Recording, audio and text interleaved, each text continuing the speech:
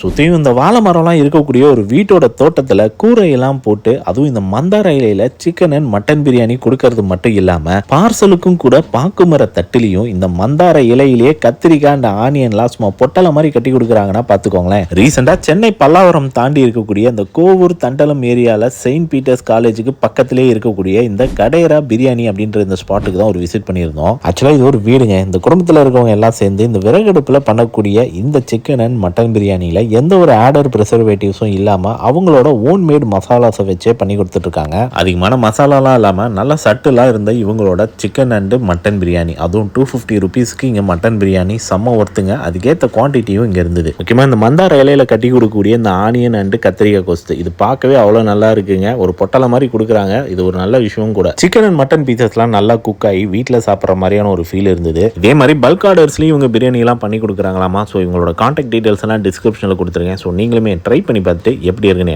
சொல்லுங்கள்.